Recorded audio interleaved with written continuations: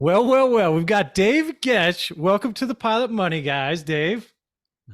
You pronounced my name right. I'm so excited.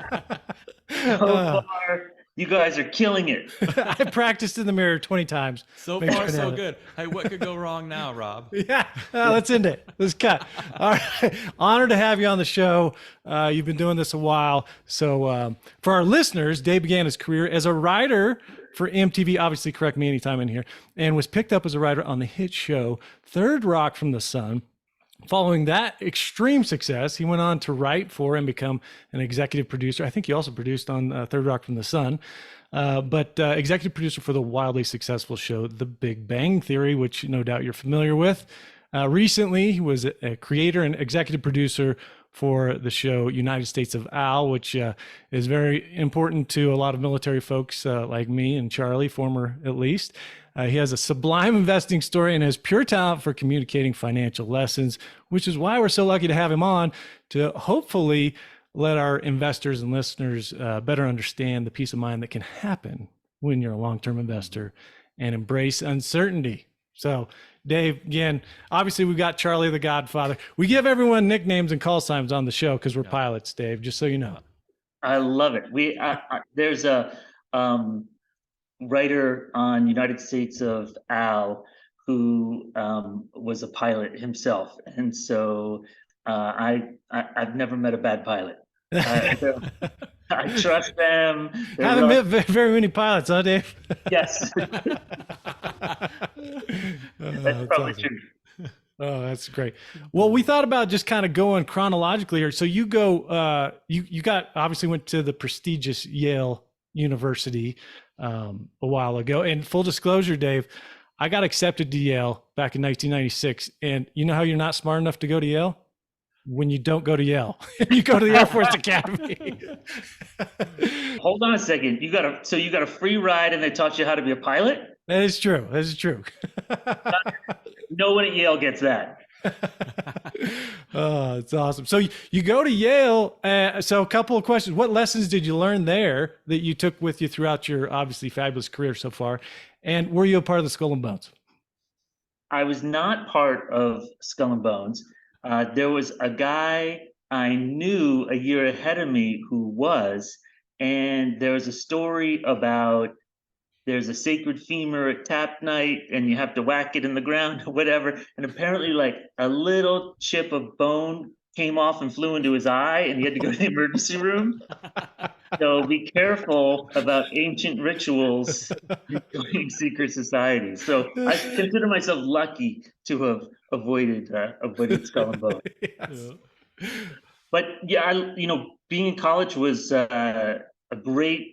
It was awesome for me. Tons of interesting people, and so many great lessons from professors that really do relate to writing. I remember my history advisor, this awesome guy named Bill Cronin, who's an environmental historian. We was talking about writing a paper, and back in the days of note cards and taking, we had card catalogs, and that was like the 90s, just at the end of the ancient ways.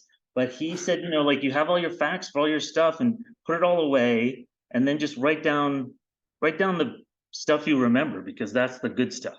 And it's always such a good lesson, which is that sometimes you can have too many facts and you can have too many ideas, or even, you're pitching storylines for a show, and what are the ones that are memorable, and what are the ones that stay with you.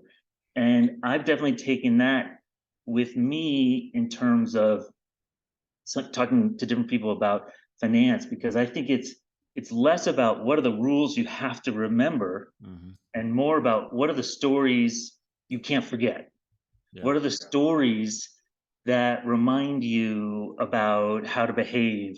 And that's how we all grew up with this. Their stories from teachers and family members and friends, and they're so enlightening about life.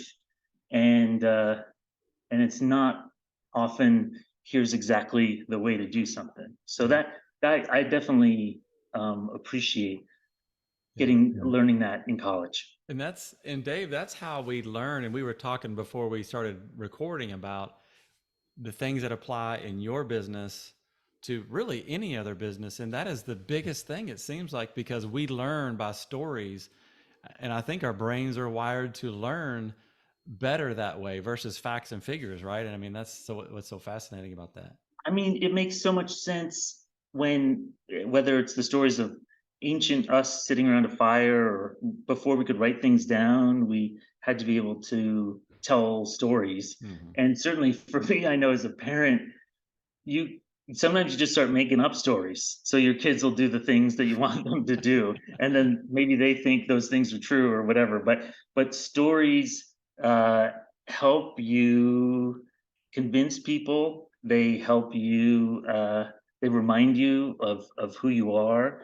And I'm always interested in the stories that people remember, because I have friends from college and they'll say, "Hey, you remember that thing?" Mm-hmm. I'll say, "No, I just don't remember. Like, I wasn't drunk or anything. I was just like so long ago. I don't." But it lodged in their head in a different way. And I'll say something, tell some story, and people say, "I don't really remember that." But it's a sign of how a story can touch you and maybe get lodged in a different part of your memory. Yeah. I love it. You also, when you're at Yale, you took a class, and I heard this on another podcast. It was Introduction to Macroeconomics from Nobel laureate William Nordhaus, correct? Yes, yes. I still even have those books. I found them. I never threw them away. Written by Blinder and here we go. Oh, Here there we it go. is. Wow. Oh, fantastic. Micro. And they didn't talk about anything about what to do when you make some money, and not a single piece of advice about investing. I don't think they ever mentioned the phrase index funds. They didn't talk about active investing. It was all guns and butter. I love it. I love it. So you didn't, learn from investing from obviously William Nordhaus, but you had obviously a bunch of students that went with you to Yale who went into the career in finance. What Yes, were your in thoughts on fact, them? the new head of the Chicago Fed, Austin Goolsbee, was a year ahead of me and was in an improv group. I just knew him as the funny guy. He was really funny. He still is really funny. Wow. Oh, that's fantastic. Incredible. So you go to Yale, you study under these fantastic people, learn these lessons that you're going to take with you, and then you drive. Basically, you drive. From what I heard, you drive your grandma's Subaru out to Hollywood and try to make it. Right? Yes, yeah. I had temped in New York City at Seagram's, which was hilarious because they own Perrier Jouet champagne, and so Ooh. anytime they would say, they go, "Oh, it's your uncle's birthday," and everybody would open a drawer and pull out a champagne flute, and then they'd pop champagne, and I was like, and I was in my early 20s. I thought, this is weird. This is weird. But I saved all my money and moved out to LA, and ultimately got that job on MTV when my ex-girlfriend's ex-boyfriend's brother was in a singing group with a guy whose brother worked at MTV. That's a pretty tight connection. That's a good one. So it's all about who you know and who they know and who they know and who they Yes. know. Yeah. And then it was a blast to work. MTV back in the 90s was so exciting, and they barely paid anything, but they gave you a hat that said MTV on it and a t-shirt, and you were like, "Oh, this is so cool."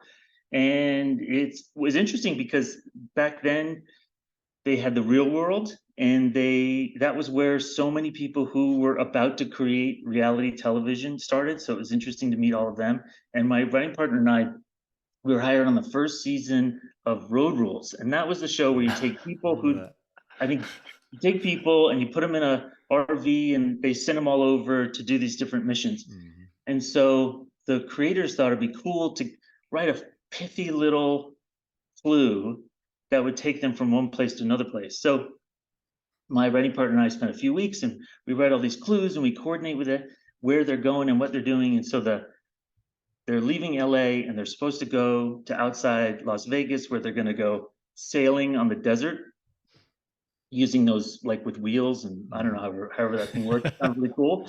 So they read the clue that we wrote, and they talk about it and they say, that's it, let's go to Tijuana. And they start driving to Tijuana, and this production is so tightly organized that it has to be in every single place at every single city. So by the time they get to Orange County, they kind of pull over the RV and was like, just go here. Just go. Don't go to Tijuana. Yeah, so we are uncredited writers on the first season of Road Rules because they never use a single word of our clues. They were too, I like to think of them as being too smart, but they were probably just too confusing. Oh, that's awesome. Dave, what prepared you for writing? I know you probably had the desire, like, hey, I remember you saying you didn't know this was a job or career. And once you discovered that, you wanted to pursue it. But what do you think prepared you for that and said, hey, I think I'll be a good comedy writer, possibly? Hubris, just complete.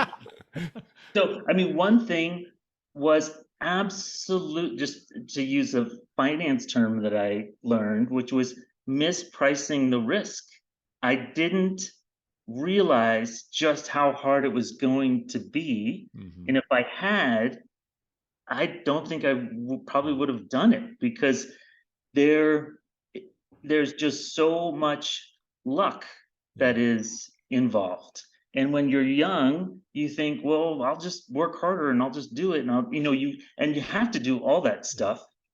But some of the funniest, most talented people I know didn't haven't had a lot of success, and it wasn't for them for lack of trying.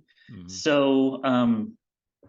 So I think that not fully understanding how hard it might be, the benefit of being young, and also just having a great family where we always just sat around the table, go over to my grandfather's house after church every Sunday, and it was always having a spirited conversation around a table. Everybody's opinions were listened to and challenged, but also you saw in some ways the people who were the funniest got the last laugh. You could see the power of humor and how you could sometimes make your point better with a joke. And I don't think I appreciated the time, but looking back, I'm very, very grateful for all that. Oh, that's neat. Oh, that's fantastic. So you did the MTV, and then you were lucky enough to get in the room with Bonnie and Terry Turner, right? Yeah. And who made, for our listeners who don't know who those folks are, super talented. They were on a part of SNL, Saturday Night Live, and produced Wayne's World, among other shows. Nice. And you got in the room with them. The Brady Bunch movie. They did. They made a Chris Farley movie. Yeah, they're incredible. So we got. We were lucky enough to sit down with them. We had one meeting, and the night before, I'd been on the East Coast, and my agent called me and said, they're going to hire somebody tomorrow for this show called Third Rock from the Sun. Have you heard of it? I said, I'm watching it with my grandmother right now. I was. And they said, well, can you be in Burbank, or can you be in Studio City tomorrow at 1 p.m.? And I said, yes, not knowing at all how to do it. But I found some flight, and my writing partner picked me up, and he brought a button-down shirt, and I changed into it in the car, and we made it to that meeting and had a blast. The Turners are just some of the funniest, kindest people in the world. And they're they've just finished shooting. It's gonna probably be air by the time you guys are on the 90s show. So they did Third Rock from the Sun, they did the 70s show, and now they're doing the 90s show. The 90s. Oh, that makes you feel old, Dave. Yes, yes, it I'll should. be able to relate. It's designed to make you feel old.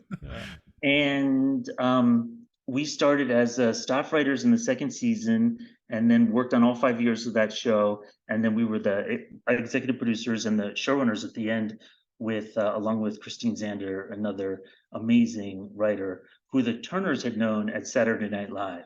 Wow. And she would brag, totally deservedly, that she was the first female writer on Saturday Night Live to give birth. during a season, because those are notorious late nights and hardworking, Yeah. whatever.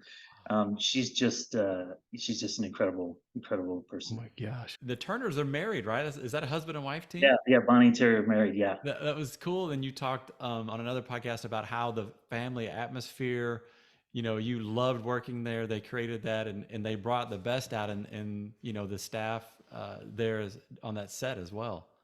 Yes. So the spirit of collaboration in a writer's room when it's working is just one of the most magical things. You have 8 to 15, or say you got about 10 people, and they all have this common mission.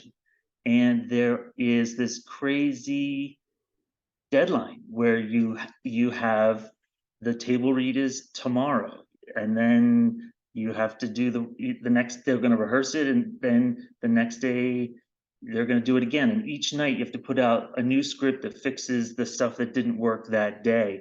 And so for sometimes you can come to Hollywood and you write a movie for 10 years and never get to see it made. But the wonderful thing about this kind of TV, the multicam sitcom, is that it's so immediate. So there are times when we would have a script come to the table and the actors would read it, and they're very generous and they work really hard, and then you'd hear it and you go, oh boy, there's something wrong with that.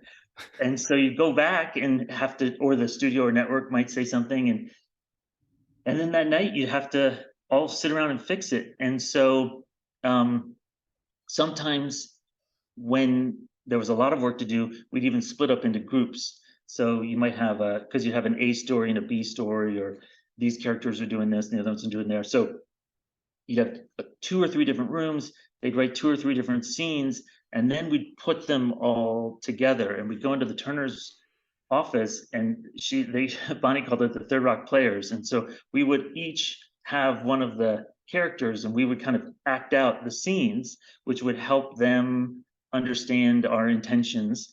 And it was just addictive that you'd have this table read at 10 a.m. You'd fix what was happening in the afternoon. You might stay till midnight, and then you'd feel if it worked or not. If the Turners were ready to put out the script, some poor PA would have to drive all around Los Angeles, dropping off the script at John Lithgow's house and Jane Curtin's house and Joseph Gordon-Levitt's house.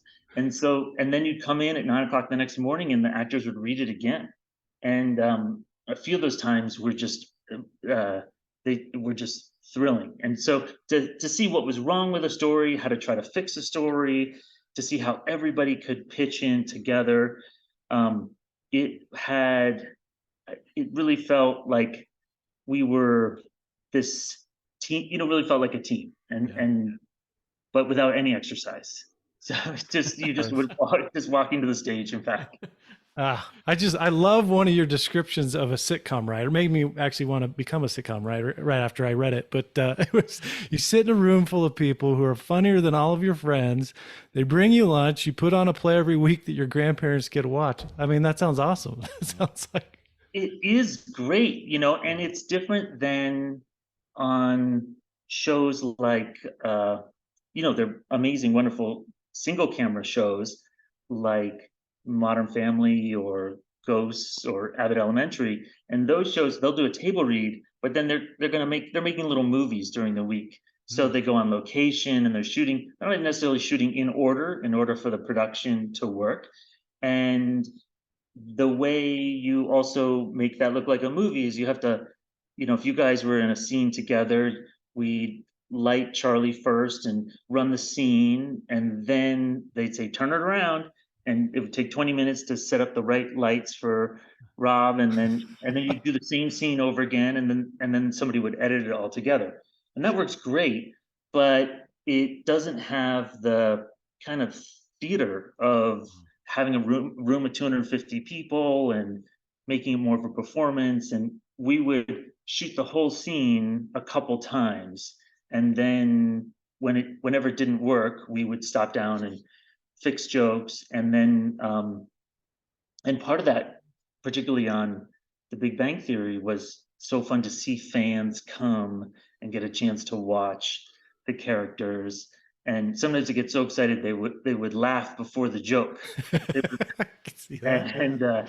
And Jim Parsons was so kind of patient because he, as an actor, it's like quite challenging to stay in the moment and hold and then deliver the joke. And the editors would pull out the laugh from the setup so that on TV, it would all make sense.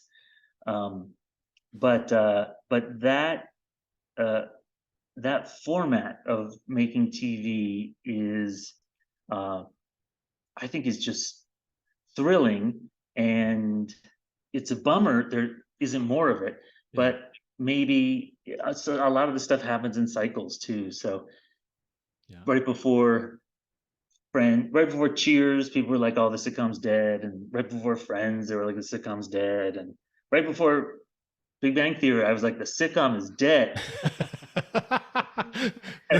And I told the co-creator Bill Brady out the first season, I said, look, this show is great. It's awesome. It's not going to make you a lot of money because, this syndication doesn't happen anymore. But really, just, let's have fun. That's And awesome. I was so wrong. So off. Yeah, that's why I'm not a stock picker. Yep. Don't predict. That's So fantastic. Dave, you kind of alluded to the what's the right word for it? The multicam process.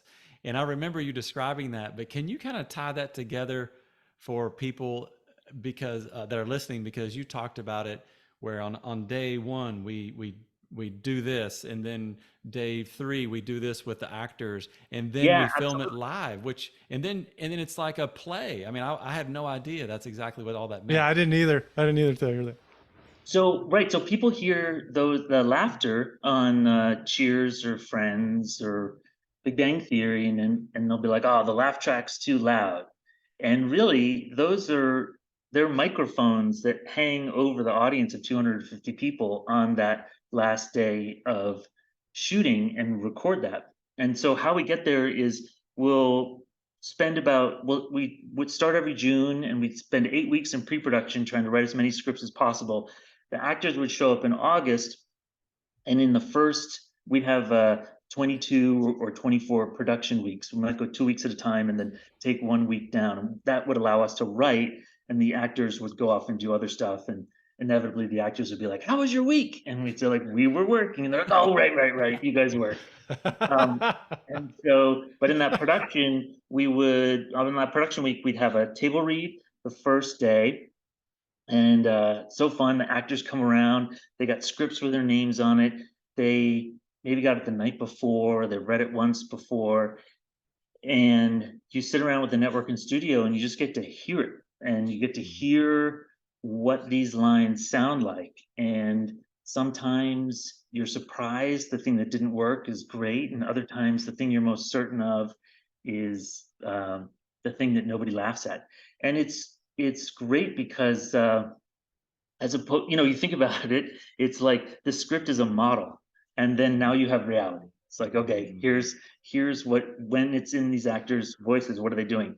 So the stuff that didn't work, you draw a line through in your script, and then you fix it that night with all the writers. Choose the second day, they rehearse, and then there's a run through where the actors are now holding scripts and they're moving through the scenes, so you get to see the blocking, see if there are any other problems. You cross out the stuff that doesn't work, you give checks to the jokes, and then you fix that stuff. Third day, you do it again. The network is invited back to that second day. Sometimes they give notes. And then on Monday, there are always a couple scenes that are a little too technical to put in front of an audience. So you pre-shoot those and then rehearse. Cameras come in, and when you're shooting on a 4-camera sitcom, you've got these 4 cameras that are on wheels.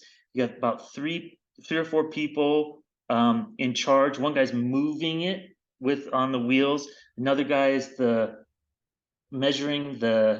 focus puller. Like, they've got a piece of tape and they're measuring it to say, okay, in order to make it super focused, the camera has to be exactly that.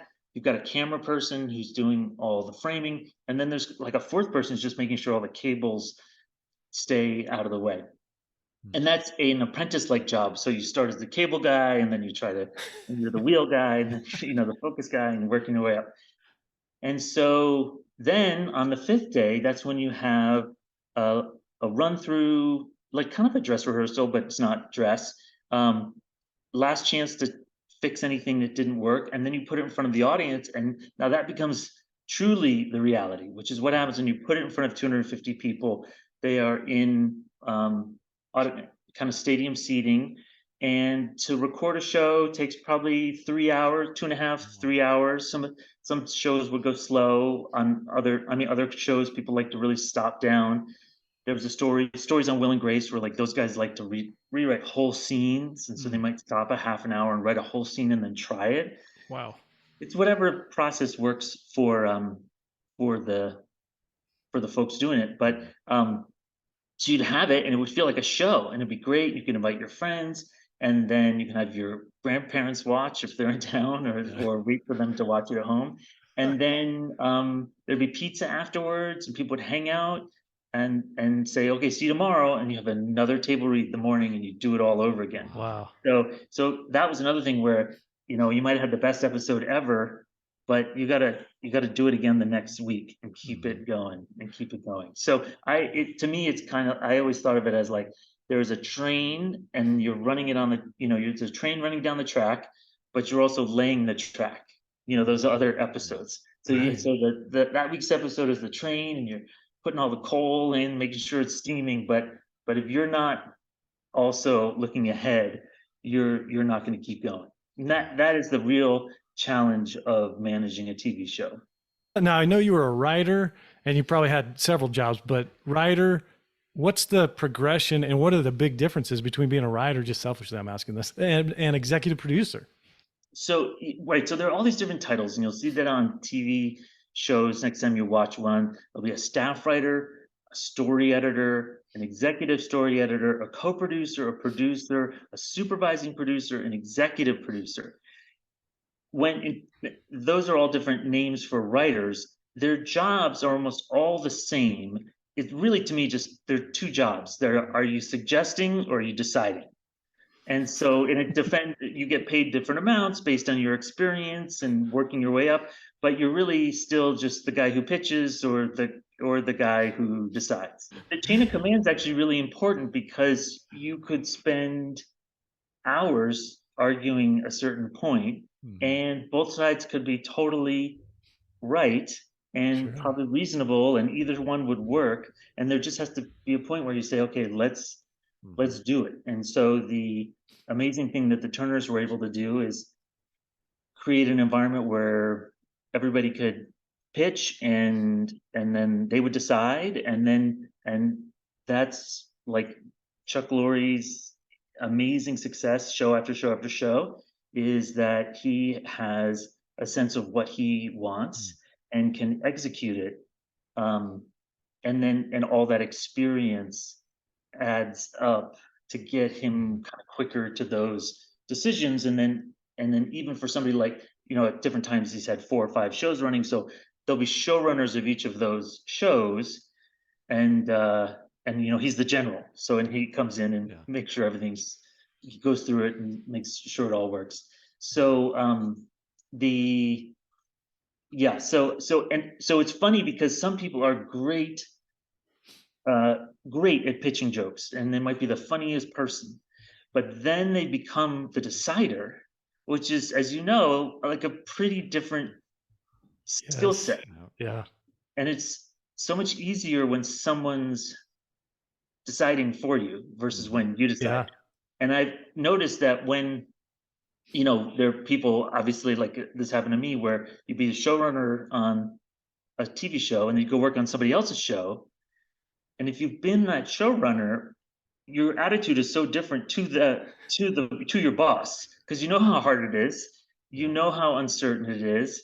And if you haven't had that experience, then you're kind of like the person on the way up who's like, I could do that job better, I could do that job better. Yeah. And then when you're on the other side, you're like, hey, can I get you some coffee? Like, how are you doing? Do you need to talk about anything? Because there are tons and tons of decisions. You have to make them all the time. And then talk about like the little things adding up, and there's definitely a power of compounding. Um, Yeah. yeah, it's tricky. It's Yeah. tricky. Yeah. Now, tell us, this is fascinating. I think I got the numbers right here, but tell us about check one of 104. Oh yeah. So after Third Rock from the Sun, I got this overall deal, and it was awesome because they say, hey, for the next 2 years, we're gonna pay you a lot of money, and we want you to develop shows, and having an overall is like your dream. That's what everybody wants, and you might have read like Netflix just had these crazy overall deals where Shonda Rhimes got hundreds of millions of dollars and all these other people. So I didn't have anything like that, but it was a lot of money to me. And when I first got it, I looked at first, it said on the check on the bottom, one of 104. And I thought to myself, oh no, I'm never gonna get paid this much money again. I'm I I just had a panic attack. I just realized in 2 years this is all going to end. And it was just the worst possible reaction I could have had because um it not only just spiked my anxiety, it it didn't I didn't even I didn't know what to do, so I decided not to cash my checks. So then I just was like holding on to them and holding on to them, and it was so dumb. And looking back, I didn't know anybody who had a financial advisor. I didn't even know that a financial advisor was a thing. I wouldn't have known how to decide what was a good advisor or a bad advisor. Um, those were also the early days of E-Trade, and the writers on Third Rock from the Sun were really into E-Trade, and they were like, "Let's buy JDS Uniphase," and it went up and down and crashed, and so it was all crazy. And then the check did end, and then I was developing some other things, and it was like, I didn't have a plan, and part of not having a plan with money was that I couldn't predict what was going to happen. I had I went to my accountant the first time, and he said, "What do you think your income is going to be like over the next 5 years?" And I said, "Well, I'm either going to make $100 million or $0 or somewhere in between. So let's plan. Let's come up with a plan." And the thing that's crazy is that only later, when you go to a really good financial advisor, do they say, "Well, let's talk about that. Let's talk about the range of outcomes. Let's admit that this could happen. Let's talk about a Monte Carlo simulation. Let's let's see about the likelihood of things and what should you worry about more." And to say like, "Okay, well, what's your risk tolerance and what's your risk preference?" And these questions that I just didn't know how to. I couldn't answer a question if I didn't know what the question was. Yeah. You know? Yeah. And Dave, I love this. This was I was talking about with Rob before you came on. The most fascinating thing about your story is this level of uncertainty, this 0 to 100 million, and I could be wealthy one day and not wealthy the next day, and I know that I think you mentioned before there was a lot of fear and uncertainty, or the fear of the uncertainty, maybe. And I think we all experience that. I left the airlines 2 years ago during COVID. And before I left the airlines, I remember reading a book that said fear is fuel. And this sounds terribly arrogant, and I don't mean it to be that way, but I was like, I don't know what I'm afraid of. I don't think I'm afraid of anything. And then COVID came along, and the opportunity to leave Southwest Airlines, and it was really scary, Dave. I mean, I'd been a Yeah. military guy and had that very predictable income. And granted, I had a business, and that's why I wanted to leave, is to do this business more. But it was still very scary, that uncertainty. However, and this is where I think the paradox comes in of what you're saying, is once I stepped into that and even went down the path of what could possibly happen, however negative that might be, I actually became comfortable with that uncertainty. Does that make any sense whatsoever? I mean, how do you explain that? Yeah. I mean, so I that first of all, congratulations on doing that. That's so awesome. It's great. Thank you. Yeah. I think that there is a difference, which I did not make early on, about prediction versus expectation. What might happen, what could happen, thinking about it, well, what would we do if this happened or that happened? And I somehow felt like I just needed to predict what was going to happen or will myself. But the real power, um, for me in understanding this was sometimes, so I've been able to be a consultant for dimensional fund advisors, and I get to spend some time with David Booth. I get to spend a lot of time with David Booth, who's the co-founder of Dimensional.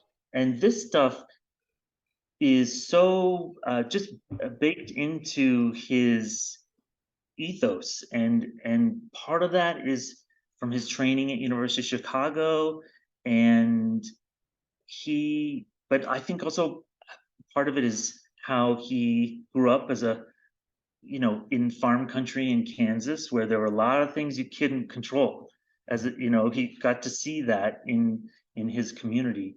And so for me, the big thing was that he just said this thing once about simply uncertainty creates anxiety and opportunity.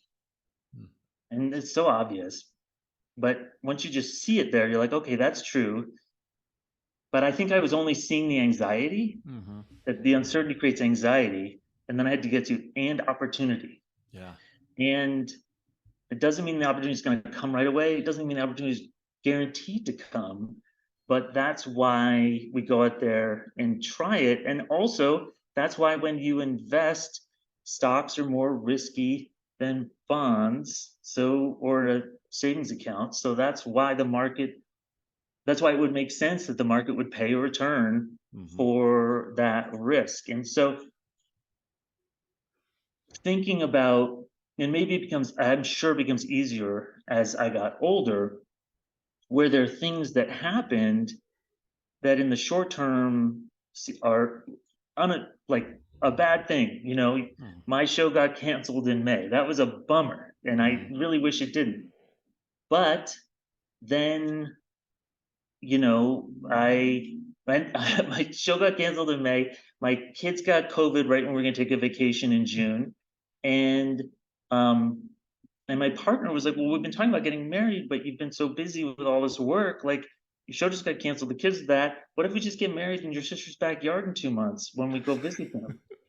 And I was like, "That's a great idea, And so we had a wedding for 40 people with our family in my sister's backyard, which was one of the greatest days of my life, And it Love was it. after COVID and getting people together, and it was so amazing. And so that's uncertainty creates anxiety. Your show getting canceled creates all this anxiety and opportunity. And then to have this wonderful, magical day that my parents were there and we're all able to celebrate.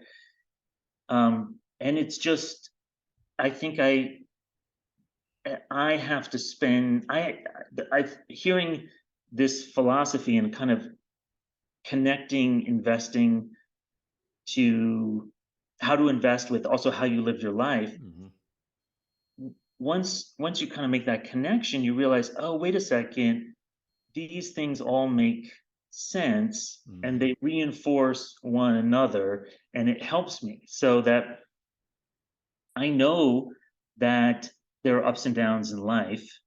Why do I think there wouldn't be ups and downs with investing? Why can't my expectations be a little more balanced? And once you start to balance them, and once you start focusing, particularly thinking about controlling what you can control, I spent decades trying to control what I couldn't control, and that is a waste of time.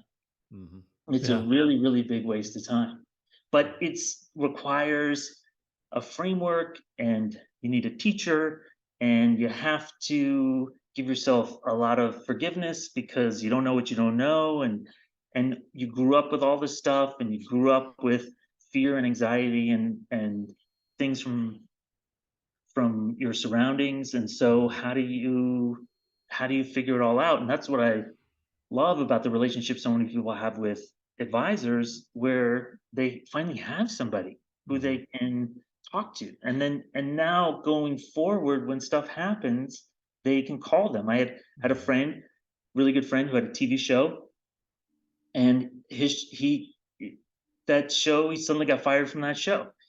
And the first thing I thought was, I'm so glad he has my financial advisor. And then I introduced him to my financial advisor. And he later told me that was one of his first calls. And he called his financial advisor, who said, you're going to be okay. You're going to be okay. Like, we've got a plan, got a thing, whatever, which was amazing, but I don't, you need somebody, I need somebody else to be able to say that. I was having a party I was having a party for a friend who painted a lot during COVID. And so we were in our house, and I had a bunch of people over, and I was running around getting some drinks, and my financial advisor came up to me. He was like, you have enough money to get somebody to help you with that. You can have somebody help you get the ice. And I was like, okay, that's good to know. That's good to know. But it's the power of having somebody else who you trust give you the insight that I can't give myself. Yeah. And I think you used to be called the transformed investor, or maybe still are, but also one of your monikers there was the chief worrier in the room. And what I love about your marriage story is that what we talk about a lot, being I'm a big stoic person here, is the obstacle in the way becomes the way. And that's exactly what happened. I'm disappointed your show got canceled as well. You were working with General Petraeus on that, right? Collaboration. That's big. Absolutely. Like, we were lucky enough to be in this podcast interview, and we talked to him a few different times, and he was incredibly supportive. And that was yes, that was absolutely amazing. And then this show, United States of Al, which is about a relationship between a Marine and his interpreter, who he got close to in Afghanistan, and who, when the show starts, he arrives in Ohio. And when we were writing the show, we knew that this was a bond that many people shared. And we thought, well, this is a great premise for a TV show, because you've got two different people who are absolutely bonded with each other, would do anything for each other, and are very different. And there's fish out of water story and all this stuff that we really were so interested to tell those stories. And we were interested to get a writers' room together that had Afghan writers and writers with military background, and tell authentic stories. That was really our big priority. And so there were so many talk about uncertainty and opportunity, so many unexpected benefits of that experience. And probably the most profound one was in August of 2021, when the pullout happened and Kabul fell. We found ourselves in a room with writers who had loved ones who needed to get to the airport and get out. And so our military advisor and other members of our staff teamed up with our Afghan writers and support staff, and they would stay up all night talking to Marines to try to get their loved ones to the airport. And thankfully they were able to get them out. And one in particular, an Afghan woman who was pregnant, and on the very last day was able to get out, thanks to the cooperation of the members of our team, talking to everybody. And then later in the season, that was in August, and then later in the season, she had her baby in Cedar Sinai in LA. And so there are, while I'm disappointed that the show got canceled, there were so many unexpected, wonderful things that I will always be grateful for my whole life.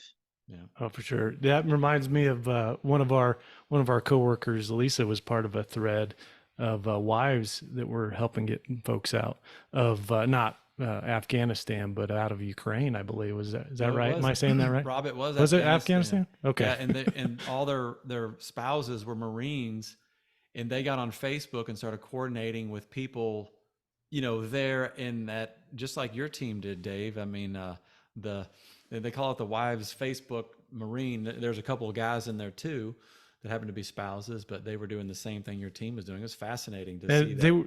It was just fascinating. I remember they were able to do more than our State Department was able to do for those folks, for those individuals. So Yeah, and it was kudos to you guys. Yeah, it's a terrible situation, but I was very inspired by what so many people were able to do.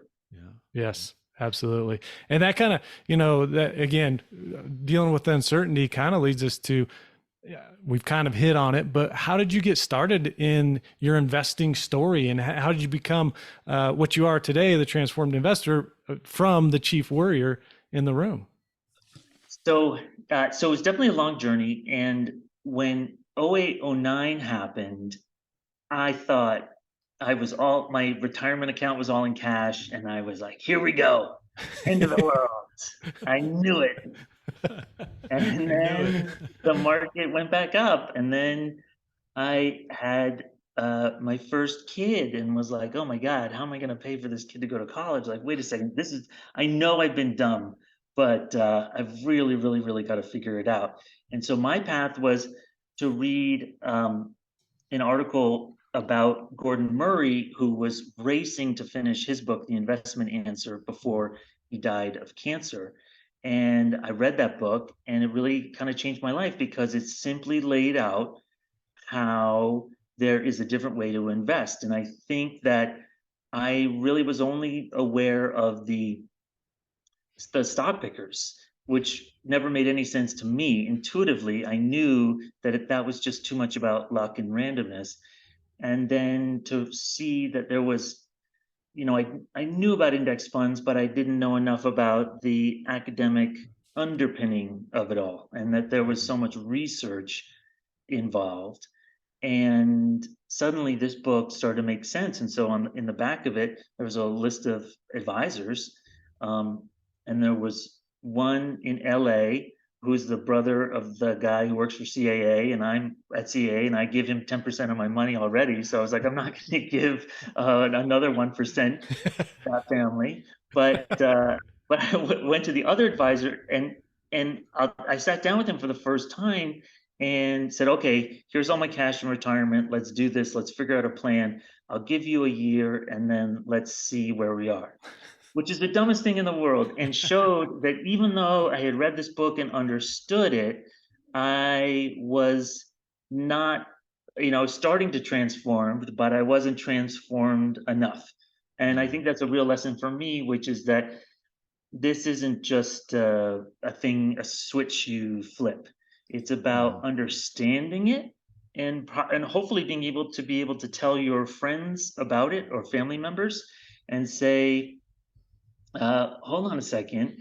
If the historical rate of return of the market the last 97 years is about 10%, but never that every year, and they're big swings, it might be up 20%, it might be down 20%. But if we look across the history, this is what makes sense. And you can have an index fund, but it turns out the research shows that there are a couple kinds of businesses and things that over the long haul have done better than an index fund. So that's what you might want to do. And kind of just understanding it enough so that it made sense was it felt like a revelation, And so then I was lucky enough, just coincidentally,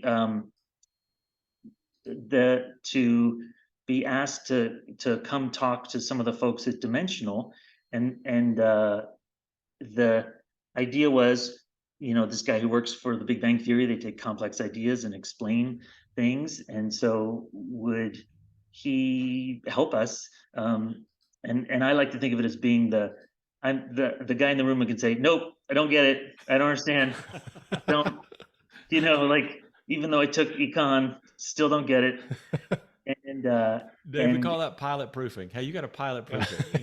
You got to make it. You got Talk to me like a third grader. You got to dumb it down. And exactly. That's good. Exactly.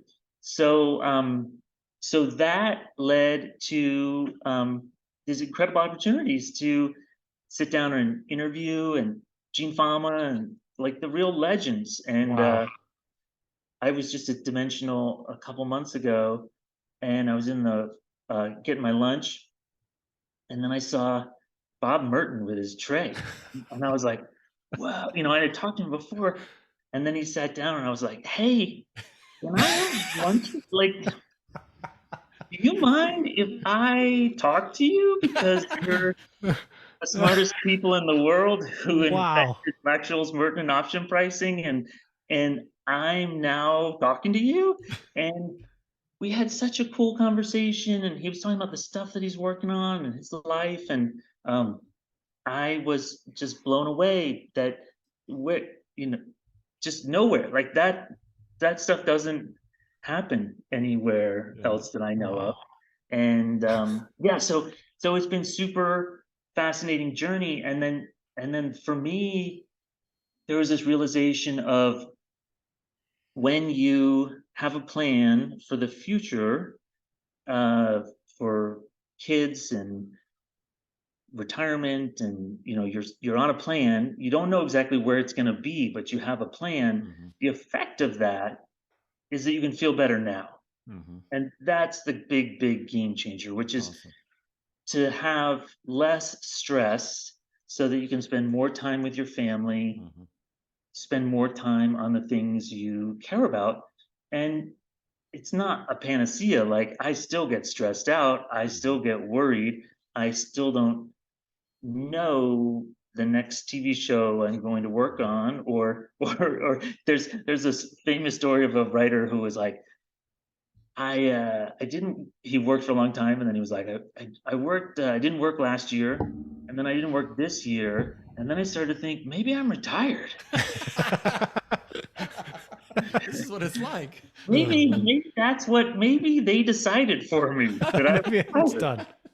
So, that's a lot of uncertainty, but which still causes stress, but I'm so much more dialed into the opportunity of it. And part of that opportunity is just appreciating that that you can have less stress in the moment. Um, and then uh, you can really try to have uh, try to live a better life. It's really been a big deal for me, and so I want other people to feel the way Yeah. I do. That's what I'm all about.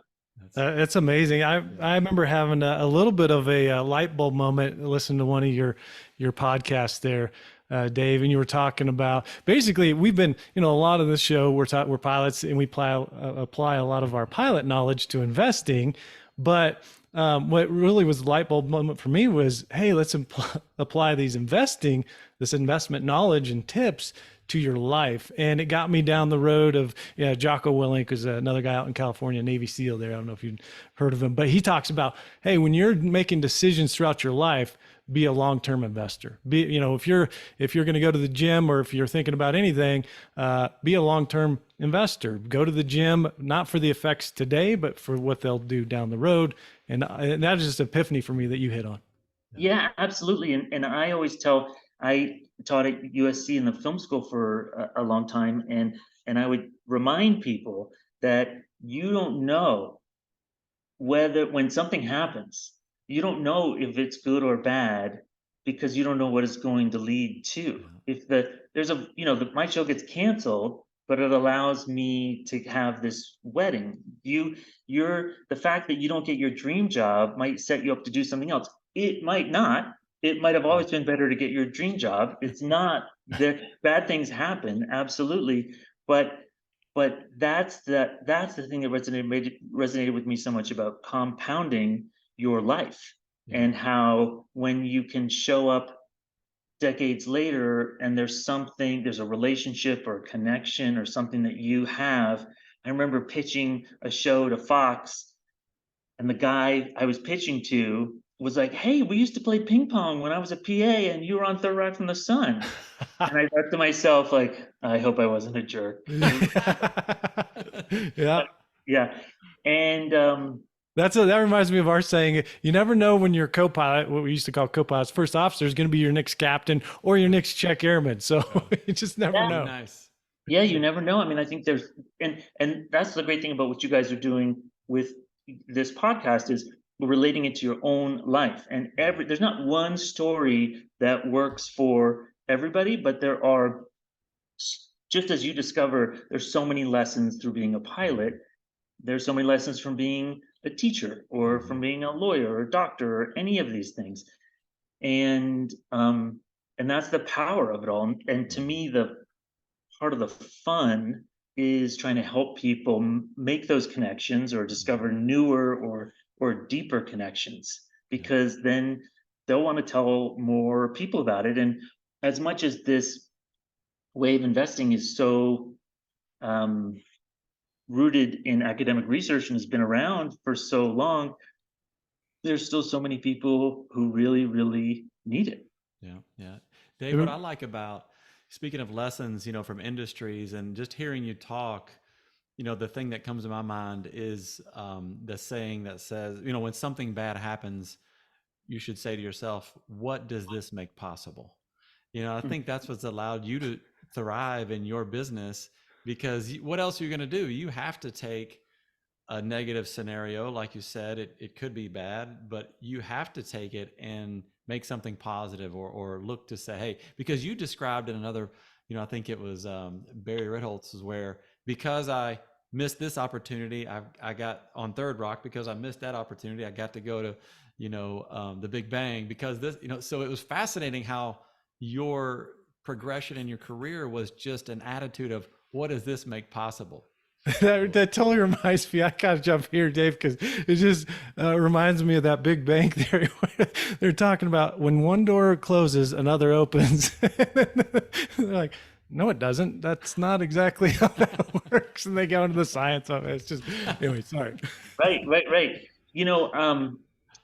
I think one of the nice things about being a sitcom writer is you throw a lot of ideas out there, and you are in a group of people, and so you might think that's a better idea, that idea, but because you've got that showrunner, she says, okay, let's go do this, and so then you run with it, and then you see what happens. But when you have that table read, it might not work, and then you have to keep finding the best solution with the choices that you're presented with. And on a TV show, there are all these limitations. You've got these characters that you have, and you might add some actors here and there for an episode, but you've got your core, and you want to be telling the best story going forward. And you're going to get notes from the studio and the network, and they might say, don't do this or do that or whatever. And so you get into a real kind of catch and release fishing thing, where you're just like, let's focus so hard on this, and as soon as we get the fish, throw it back in. Like, let's do it again, and let's do it again. And that is I'm so grateful to have that kind of be reinforced, because if I do know that there are people, I've worked with people who are like still grinding over, oh, we had a much better version of that episode, and we could have done this and could have done that. And in fact, there was this early episode of The Big Bang Theory called the Penny Blossoms episode, and it was very hard for us to write that episode. And so I think we rewrote it a bunch of times, and so then when it aired, people liked it, and then sometimes you'd hear people be like, "Oh, that's my favorite episode," and some people would be like, "Really?" But that's because they didn't have the experience of writing it or the difficulty of it or whatever. And so, and I think that the lesson for that in me is like, you just do the best you can, and then the next day you try to do it again. And the correlation to investing for that is that idea that the market has no memory. Yeah. You know, market's clear, buyers and sellers come together, they make their exchange in that moment based on everything, and then they do it again, and then they do it again, and then all, you know, like it's all about moving forward. And that makes sense to me. Yeah. Like I totally get that. And I love not having to try to predict what's gonna happen, because I'm just gonna focus on the stuff I can focus on. Perfect. Yeah. I love it. And Rob- you've got the, I'd be remiss if we didn't tie this into financial advisors obviously get a bad rap, and rightfully so in a lot of cases, but you've got a quote that I'd love for you to expound on. And that is, my financial advisor changed my life. Yeah, I mean, absolutely. I was so stressed out, and I didn't have a plan. I don't think I even had goals. You know, I mean, my goals Mhm. were just, how do I hold on to as much money as I can? How long can I last? It was a total survivor mentality. And having a turning it around and coming up with a plan and saying, what are your goals and what do you want to do? And really, one of the biggest things is that before, my attitude with my kids were, I'm going to try and just hold on to as much money so I can give it to them so that they can just survive and whatever, you know, this that same idea. Yeah. Like, Yeah. here's the backpack, go. and and realizing, well, that's a good way for them to lose all that money. You know, it's about teaching them how to have skills of uh, finding the opportunity in the uncertainty and not just the anxiety, and having a different framework changes it changes me, changes my kids, Mhm. changes my future. So yeah, he absolutely. I mean, I think having a financial advisor is better than having a shrink, because so many of, I mean, I have a shrink, but I'm a big fan of mental health. But what I love about a financial advisor is that it's like this practical implementation of Mhm. mental health. So you Yeah. can say like, well, I'm so stressed out about this. And so then you guys can be like, well, what do you want to do about it? Like, let's talk about it. Let's come up with a plan, you know? And then as opposed to you be like, I'm so stressed out of this. And you're like, well, why were your parents stressed out about it? And like that's so much more complicated and harder, you know? Like you guys can help people tangibly. And also they're like, look, I can't help you with that. Or, you know, you can be realistic, or to say like, okay, if you don't have your job, you've lost your job, then that means you might have to change this or change that, or maybe you are going to work a little longer than you thought you were going to, or whatever that stuff is. But that kind of tangible advice is so useful, and I don't know anybody who wouldn't benefit from it. Mhm. Yeah. I love that saying that and I had to write it down while you were talking there. Finding the opportunity in the uncertainty is just Yeah. key to why you would have a financial advisor. Yeah. It's so fascinating. So kind of switching gears, and I know we're all over the map here. Charlie, you want to throw anything in here before I ask my next one? Yeah, I've got one last question, and maybe I should hold to the end. It might be a difficult one, Dave, but my question is, from your writer's expertise perspective in Hollywood there, how was it possible? We sat down this Saturday night and we picked a movie out to watch, and my wife's like, we got to watch Napoleon Dynamite again. And I was like, how is it possible that you like that movie? I don't get it. What kind of writing is that, Dave? There's something that people love about it. And I'm just like, that's my in-depth question for the day. So I think that's a crucial question, and it goes to how, when my writing partner and I had a writing partner and his brother, and we would write movies together, and we'd be talking about stuff, and then they would say something, and they would both laugh, and they'd love it, and I'd go like, really? Yeah.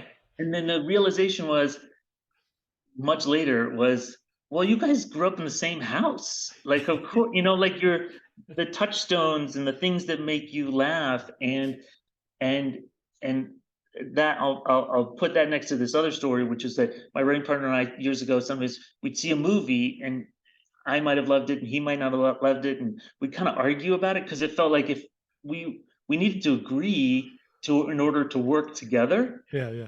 And I think you have to give total permission to people that some people can love stuff for no reason. Yeah. And if you like it, great. And if you don't, no problem. There's more other stuff. But it is the temptation in all of us is just like, why don't I see this? You know, how come Napoleon Dynamite doesn't speak to me? But Oh, you too just funny. say, you know what? Just it's just not there for you. I know. I'm much more of a Nacho Libre kind of guy. So I don't know what that. Also a cult following, I think. There. Yeah, and that kind of leads me to one of my questions here is you were a part of the process that captured lightning in a bottle twice. I mean, most people can't do it once, and you were a part of it twice. What did you glean from that? What was it like to be a part of that? So I feel enormously lucky to have been able to experience both of those things. And I think one thing that helped me is that in the first, even reading the Big Bang Theory and watching the pilot and watching the first episode, I just saw those actors and I thought they were so talented, and there was something about that chemistry which reminded me not of the show of Third Rock from the Sun so much, but just reminded me of that chemistry and that skill and you know, John Lithgow has the range that Jim Parsons has that range. And so when during the first season, any first season of a show is hard, and people were stressed out and I got stressed out obviously, but my memory is that there was just something in the back of my head which is like that magic in a bottle that I felt on that last show is it maybe in this show, and I hope it's in Wow. this show. That's cool. And so and then it was, and times a million.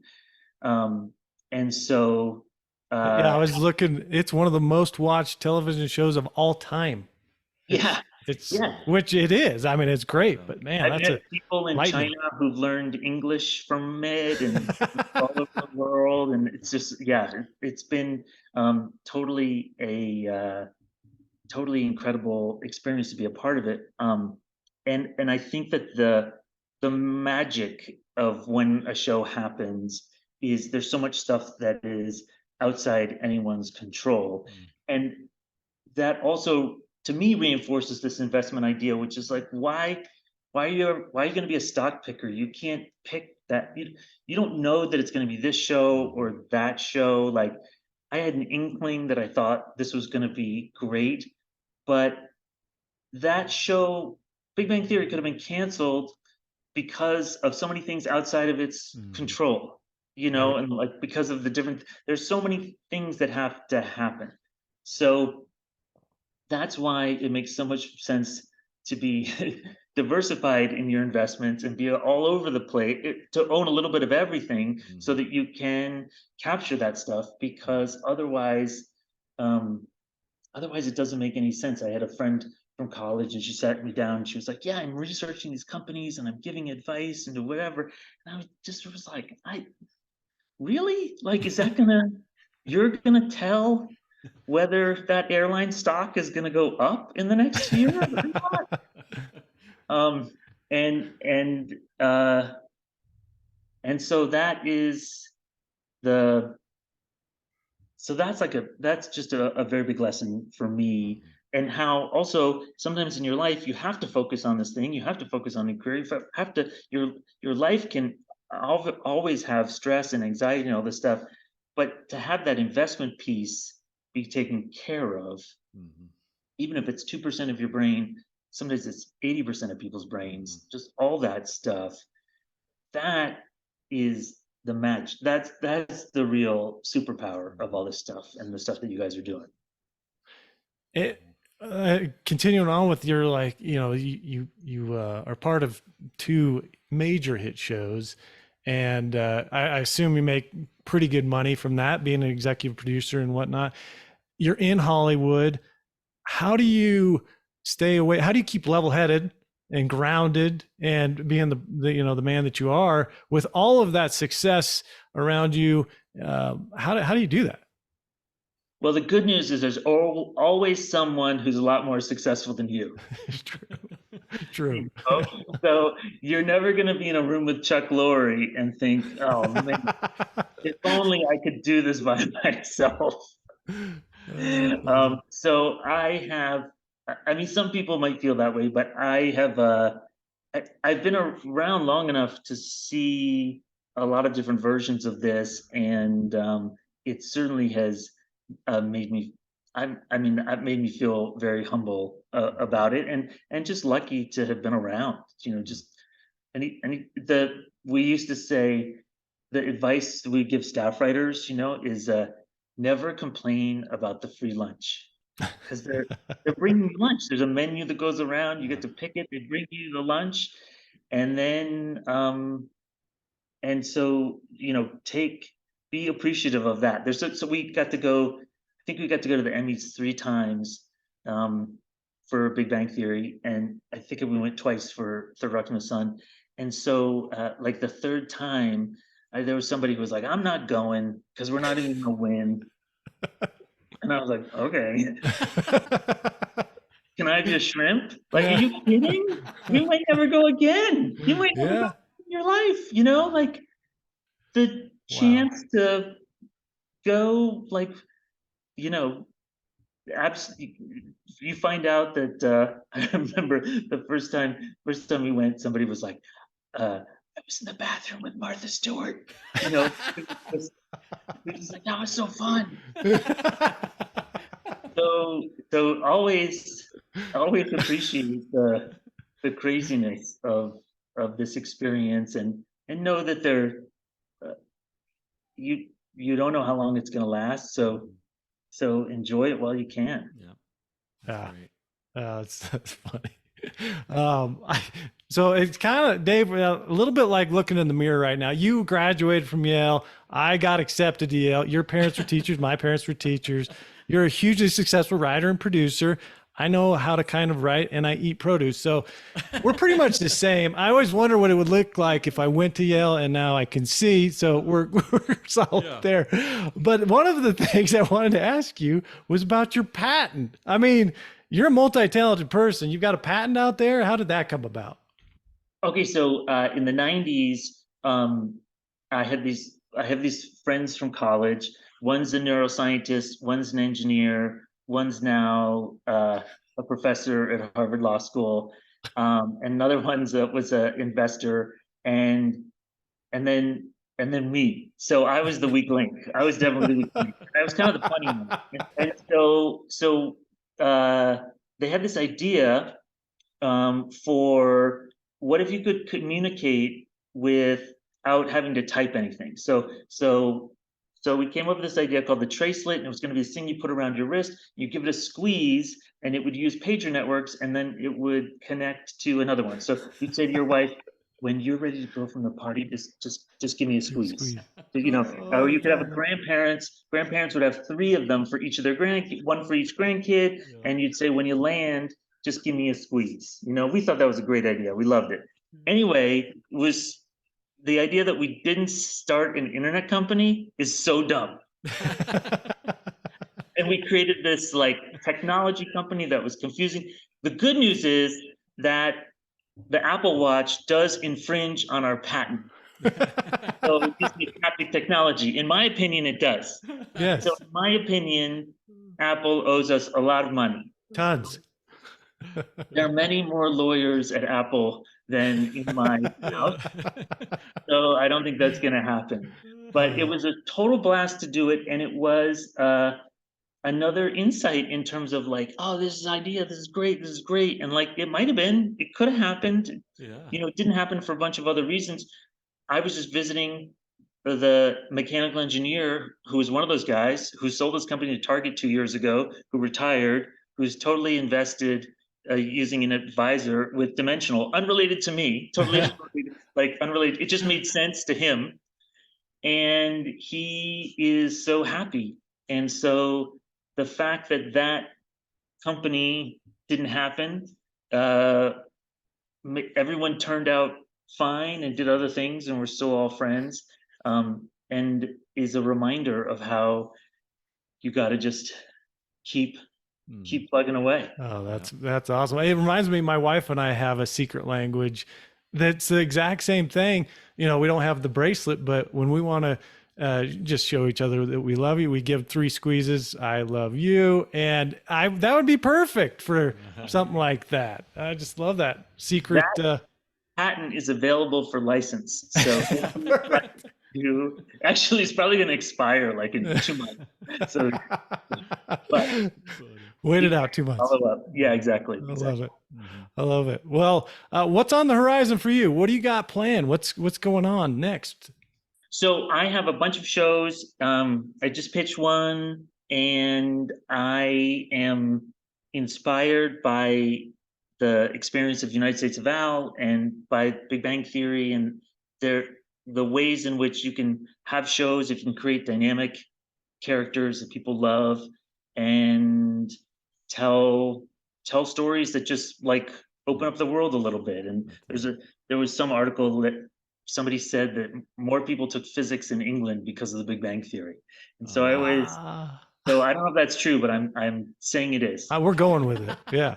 Yeah. And so to me, that's the power of telling great stories. And I just want to keep getting the chance to do that, and work with people who are funnier than my friends. It's the same deal, and tell the best stories that we can, and take advantage of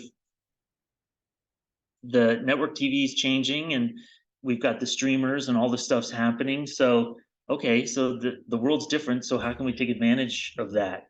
And how can we make shows in interesting places with interesting characters that people around the world will want to watch? I did a pilot like 20 years ago, and it was Mark Burnett, who was one of the Survivor creator, was a producer, and then also we did it with Carsey Werner, and they'd done Third Rock from the Sun and Roseanne, Cosby Show, all this other stuff. But we shot it in Barcelona because it was about a family that was on a vacation and traveling. And because it was 20 years ago, all of our cameras were huge and our lights were huge and all that stuff. And if you were going to do that show now, you'd take 3 iPhones and a couple little lights, and it would look just as good. Wow, so, yeah. How can you take advantage of technology and how the world's changing? But take the lessons from the writer's room and the lessons of the last 25 years about good stories and good jokes and how to surprise audiences. Oh, I love it. Have you ever read any Ryan Holiday stuff? No, I got to check that out. Okay, I'll send you his book. It's The Obstacle's the Way. I'll send it to you, but okay, awesome. It's right along those lines. It just hits it kind of perfectly. And speaking of books, what books would you recommend for life, finance, whatever, to our audience? So I'm like a latecomer to this book, but You're Not So Smart by David McRaney. He also has a podcast, and he also has other books and all this stuff. But it's just the cover says why you have too many friends on Facebook, why your memory is mostly fiction, and 46 other ways you're deluding yourself. And it's like the activist investor handbook. It's just seeing all the fault, but he comes from it from a scientific, doing the psychological research of just like why are people wrong so much about things. So that is a really, really good book. And then I love Trillions. I know it's about Robin Wigglesworth is this awesome guy from the Financial Times. And it's just the history of indexing. And I think I totally recommend it. It's a good read. And then I'm reading this new novel. I'm halfway through it, called Trust by Hernan Diaz. And it is kind of 3 novellas. It's fiction, but there's a lot about money and finance and investing, but also the stories you tell yourself and how you change that story. So I'm really interested to see how that turns out. But halfway through, it's great. Oh, that's fantastic. Yeah, I should have probably said this earlier. My wife's a writer, Dave, a budding writer. As a matter of fact, she made me bring this cup, which says, "Please do not annoy the writer. She may put you in a book and kill you." So that's Hilarious. one of the reasons I stay humble right there. I got one thing, which is that pilots have the best metaphor for investing. It's amazing, and I use it all the time, which is you take off in one city and you land in another city, and you never talk about how you were this high or that low or this thing that happened. It doesn't matter, and that's going and whatever. And to me, that is long-term investing. It's just here's what's your goal? Where are you starting? What's your goal? Are we going to get there? And it doesn't matter if you're flying at 50,000 feet or 45,000 feet. It's just where you end up. You can't crash, but that's why you make sure you can't crash, like all that stuff. So that's really is one of my favorite metaphors, because I always think about if you had started investing in 1999 or 2001 or 2003, and then here it is 2022, who cares who cares what happened between those couple of years? It's 20 years later. That time period is so vastly different. Everyone who invested in 2010 is in a broadly based, widely diversified fund is happy, should be happy from where they are now in terms of like what happened. And so that's a great story. I love it. I love it. My last question is, obviously you could have been probably retired if you wanted to. You keep going, but what is success to you? Oh, that's a great question. So I think that success is, to me, success is what comes. For me, it's about what comes from collaboration and the unexpected, surprising things that come from it, and also from trying to be the best person you can and have your kids, want to. Success, I guess you could say, success is your kids wanting to hang out with you when they're 40. I love it. I would say that's the choosing to do that, right? That means they turned out in a certain way and you've turned out in a certain way and you're healthy and you're doing that stuff. So my kids are 10 and 13. So I've got a long time before I know whether or not I'm successful. But Yeah. that and this notion of just collaboration, like I just really, I don't envy novelists who spend all their time alone. It's too hard. It's way too hard. I want to sit in a room with people and talk about what's for lunch. My wife heard that. We were listening to it in the kitchen. She heard that and she was like, "Hey, like, I want to do what you do, Dave." Because she's in a room by herself, putting 1,200 words down. Hard. Yeah. I love it. I'm going to steal this from one of our clients, Charlie, but along those lines, I'm not above bribery to get my son to come see me when he's 40. And that what he does is he bought a lake house that his kids love to go to, so he knows that they're going to always come to. So I'm not above. That's one of the Mark Zandrowski, the director of The Big Bang Theory. He started, his kids, were getting out of college, and so he was like, "Hey, I'm thinking about going to New Zealand for 2 weeks. Do you guys want to come?" They were like, "Yes." Well, come on. Sure. Same idea. I love it. Cool. I love it. Well, that's all I had. It's just, I feel like Chick-fil-A here. It was our pleasure having you on, Dave.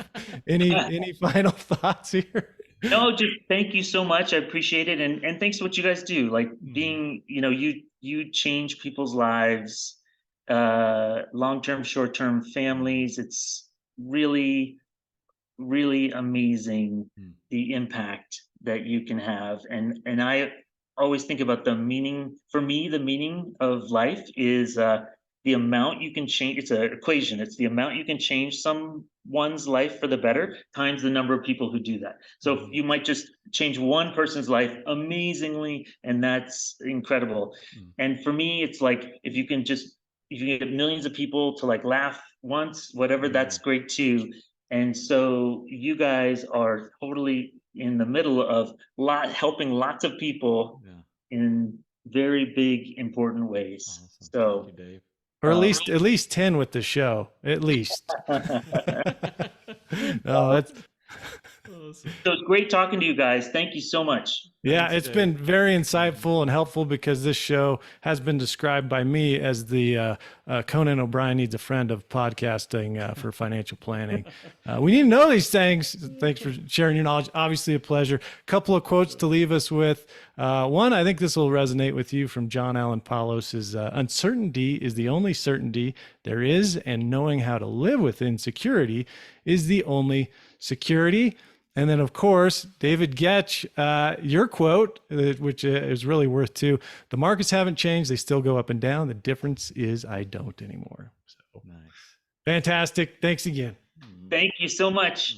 Talk soon. Bye. Hey, thanks, Thank Dave. you, Dave. Bye. Leading Edge Financial Planning, LLC is a registered investment advisor. Advisory services are only offered to clients or prospective clients where Leading Edge Financial Planning and its representatives are properly licensed or exempt from licensure. For additional information, please visit our website at www.leadingedgeplanning.com. The information provided is for educational and informational purposes only. It does not constitute investment advice, and it should not be relied on as such. It should not be considered a solicitation to buy or an offer to sell a security. It does not take into account any investor's particular investment objectives, strategies, tax status, or investment horizon. You should consult your attorney or tax advisor. The views expressed in this commentary are subject to change based on market and other conditions. These documents may contain certain statements that may be deemed forward-looking statements. Please note that any such statements are not guarantees of any future performance, and actual results or developments may differ materially from these projected. Any projections, market outlooks, or estimates are based upon certain assumptions and should not be construed as indicative of actual events that will occur. All information has been obtained from sources believed to be reliable, but its accuracy is not guaranteed. There is no representation or warranty as to the current accuracy, reliability, or completeness of, nor liability for, decisions based on such information, and it should not be relied on as such.